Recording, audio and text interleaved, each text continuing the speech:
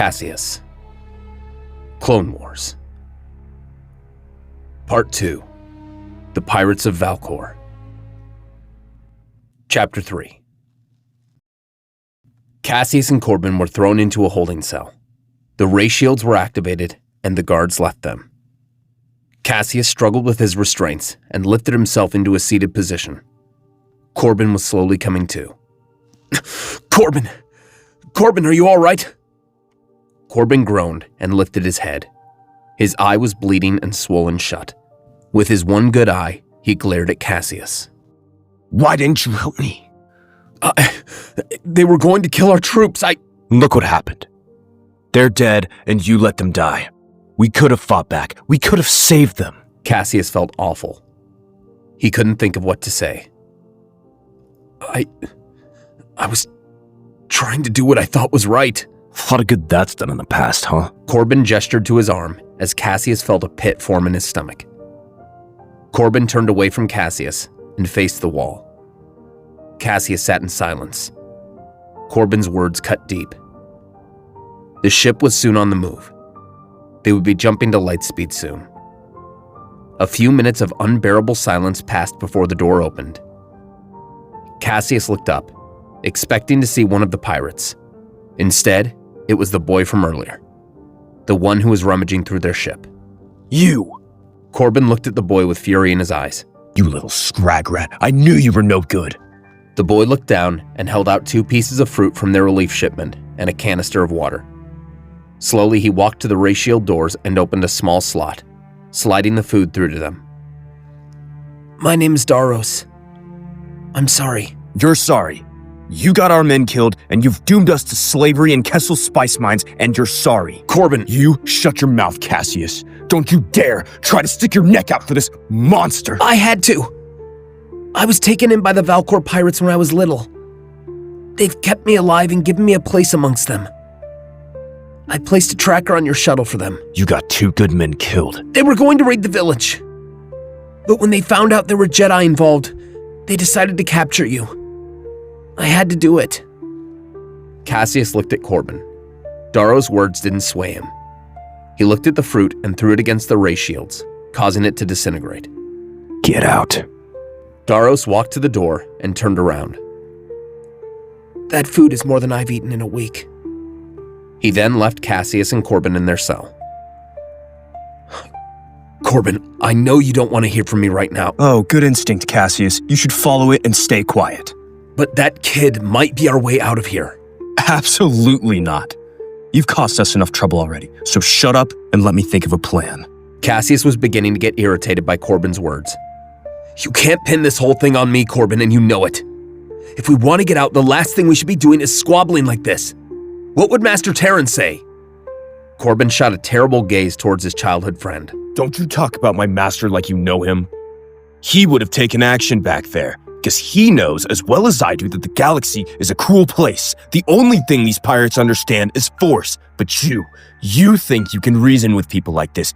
You aren't cut out for war, Caseus. You're soft. And your master coddles you and treats you like a delicate flower. Are you insulting my master, Corbyn? Think carefully about what you say next. You think my master coddles me? I survived the Nexu, bounty hunters, Trandoshans, and Dravok, all because of her training. And look at you. You're one of the most talented Jedi I know. And yet when things go wrong, you look for someone else to blame besides yourself. I know you're tired of fighting this war, but wake up, Corbyn. You're not the only one who's affected here. Corbyn and Caseus glared at each other as the silence crept back into the room. Corbyn, we knew this war was going to be tough. Neither of us wanted it to come to this. But now that it's happened and we're caught in the midst of it all, we need to stay strong for the Republic. But we can't do that in the spice mines of Kessel. We need to get out of here. Corbyn stared at Caseus before slowly taking a breath. Do you have any ideas? Just one.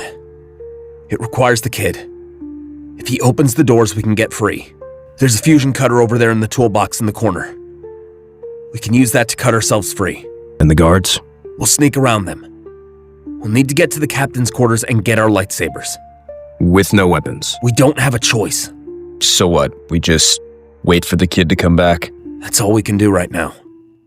Caseus sat still and tried to clear his mind. An hour soon passed before the silence was broken. Corbyn sighed in frustration. Look, I'm sorry. Okay?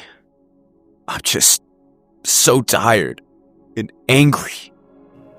Caseus looked over to his friend. He was obviously still upset, but at the very least they were on better terms than a little while ago. I understand, Corbyn. Trust me, I do. But you need to learn to let go of your anger. If you don't, you'll only end up in a bad place. Anger and aggression are not emotions we should be dealing in. That's easier said than done. Especially with someone like Master Terran on your back all the time. I never say this in front of him, but there's days where I wish I wasn't his student. Don't get me wrong, I've learned so much from him and he's been there for me when I needed guidance, but I don't know. He acts like nothing I do is ever good enough. I'm one of the top duelists among the Padawans in the Jedi Temple, and even that's not enough. The guy expects perfection, and the more I try to achieve it, the more I mess up and the more disappointed he becomes. Add to this war is draining me. And I'm just becoming someone I hate seeing in the mirror. A stranger. A failure. Caseus shuffled himself over to Corbyn and looked at him. Corbyn, you're not a failure. Look at everything you've overcome.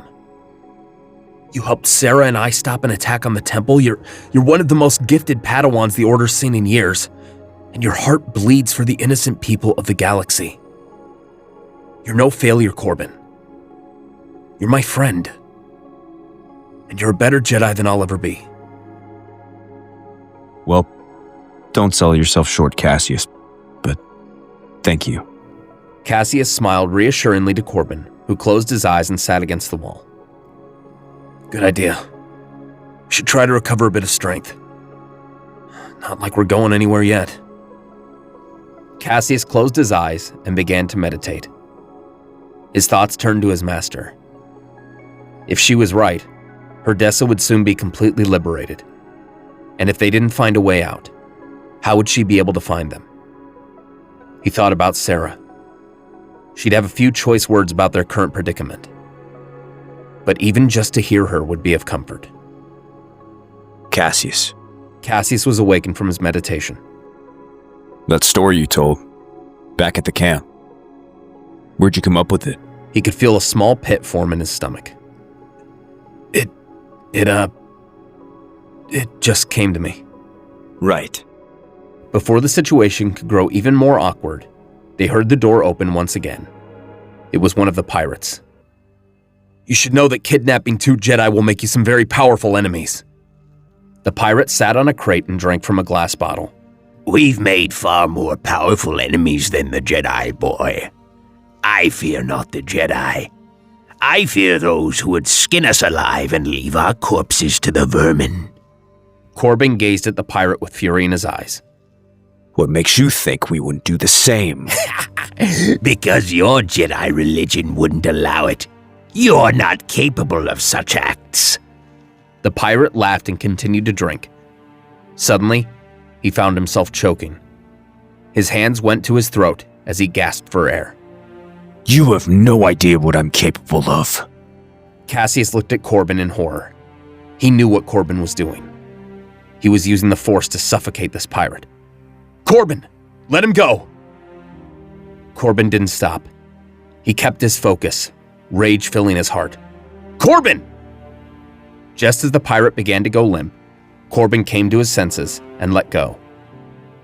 The scoundrel sat on his knees, coughing and gasping. You sneaky little creature. The door opened again as Daros entered. Vinda, are you okay? The boy ran to the pirate, who violently shoved him down. Get off me! You keep an eye on them. I'll be back. We'll see how tough this boy is when I rip his tongue out. Vinda left the quarters as Daros looked at the cell. You shouldn't have done that. He means it, you know. He'll send you to Kessel without your eyes if he wants to. I am not afraid of him. You should be. He's killed for far less. Daros, look at me. This is no place for us. And it's certainly no place for you. You need to help us get out of here. No way! Do you know what they'd do to me if I helped you? I got in enough trouble for bringing you food. Daros showed a large burn on the side of his neck. I can't help you. Caseus stood up. Daros, look at me. These people are holding you prisoner here. They're not your friends, they're your captors. You have a chance to get out of here. We'll help you, but you need to help us first. If you don't, then we end up slaves in the spice mines, and you're stuck here until they decide to kill you. If you can get us out of here and help us get our weapons, I promise you that we'll get you somewhere safe where they won't ever find you. Daros looked at the cell and back to the door. If I help you, they'll kill me. I don't want to die. I promise you, I won't let them hurt you anymore. You have my word as a Jedi. Daros looked at Corbyn. What about him? Caseus looked over at his fellow Jedi. Get us out of the cell, and all is forgiven. Daros thought for a second and walked to the controls for the ray shield, hesitating briefly before shutting the power down.